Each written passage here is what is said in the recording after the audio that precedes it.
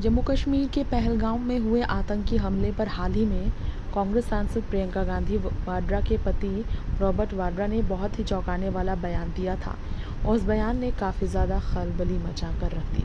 जी हाँ, आप सभी चौंक जाएंगे जानकर, लेकिन इस बयान में मुसलमानों के कमज़ोर होने के एहसास की बात कर रॉबर्ट वाड्रा बुरी तरीके से फंस गए हैं।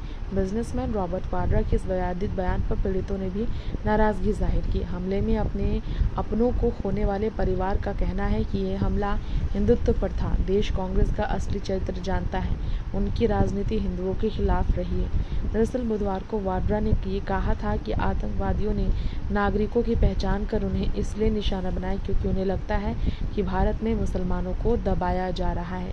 रॉबर्ट वाड्रा के इस बयान पर मध्य प्रदेश, गुजरात और छत्तीसगढ़ के पीड़ितों के परिवार के सदस्य ने नाराज़गी इसी पर जाहिर की और मध्य प्रदेश के इंदौर में पीड़ित सुशील नथानियल के भाई विकास नथानियल ने कहा कि जब ये हमला हुआ मेरी भाभी उनके साथी थी और उन्हें सुशील गुरने कलमा पढ़ने को कहा और उनसे उनके धर्म के बारे में पूछा। जब उन्होंने कहा व्यवसायी धर्म से है तो उन्होंने उन्हें मौके में ही मार दिया। हम उनके बयान से सहमत नहीं हैं, वाड्रा के बयान से सहमत नहीं है। सरकार पूरा सहयोग कर रही है। सरकार को खुद नहीं पता था कि ऐसा आतंकी हमला होगा। गुजरात के भावनगर में यतीश परमार और उनके बेटे स्मित परमार दोनों ही हमले में मारे गए। उनके रिश्तेदारों ने भी वाड्रा के बयान की आलोचना की।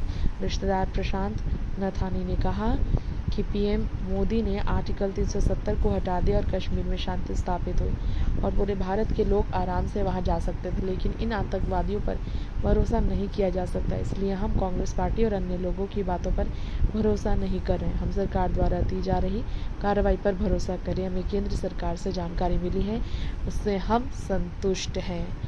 छत्तीसगढ़ से भी रिश्तेदारों ने कांग्रेस के बयान पर आवाज़ उठाई है और कहा है कि कांग्रेस हमेशा राजनीति करती है। छत्तीसगढ़ के विनोद अग्रवाल जो घाटी में मारे गए रायपुर के व्यवसायी दिनेश मिरानिया के रिश्तेदार, उन्होंने भी वाड्रा के दावों को खारिज कर दिया। विनोद ने कहा, यह हमला हिंदुत्व पर है, लोगों को उनके नाम पूछकर मारा गया है। कांग्रेस ने हमेशा राजनीति की है, देश कांग्रेस के चरित्र को समझता है, यह हमेशा हिंदुत्व के खिलाफ रही है। बता दें, रॉबर्ट वाड्रा ने कहा था कि आतंकियों ने लोगों की आईडी देखकर उन्हें मारा क्योंकि उन्हें लगता है कि भारत में मुस्लिमों को दबाया जा रहा है। जब तक देश एकजुट और सेक्युलर नहीं होगा तब तक हमारी जो कमज़ोरियों का फ़ायदा है वो बाहर वाले इसी तरह उठाएंगे और दुश्मन देश में फ़ायदा उठाते रहेंगे। रॉबर्ट वाड्रा ने कहा, मुझे बहुत बुरा लग रहा है, मेरी गहरी संवेदनाएं आतंकवादी कृत्य हमारे लोगों के साथ है। हमारे देश में हम देखते हैं कि ये सरकार हिंदुत्व की बात करते हैं और संभव असहज और परेशान महसूस करते हैं। आतंकवादी कृत्य का विश्लेषण करते हैं आप तो लोगों की पहचान देख रहे हैं, वे ऐसा क्यों कर रहे हैं? क्योंकि हमारे देश में हिंदुओं और मुसलमानों के बीच एक विभाजन पैदा हो गया है। रॉबर्ट वाड्रा ने कहा, इससे इस तरह के संगठनों को लगेगा कि हिंदू सभी मुसलमानों के लिए समस्या पैदा कर रहे हैं। पहचान को देखते हुए किसी की हत्या करना ये प्रधानमंत्री के लिए संदेश है, क्योंकि मुसलमान खुद को कमज़ोर महसूस कर रहे हैं, अल्पसंख्यक खुद को कमज़ोर महसूस कर रहे हैं। ये बात शीर्ष स्तर से आनी चाहिए कि हम अपने देश में सुरक्षित और धर्मनिरपेक्ष महसूस करते हैं। हम इस तरह की हरकतें होते नहीं देखेंगे। पहलगाम हमले के बाद भारत ने पाकिस्तान के खिलाफ सख्त कदम भी उठाए। Next 9 political bytes report.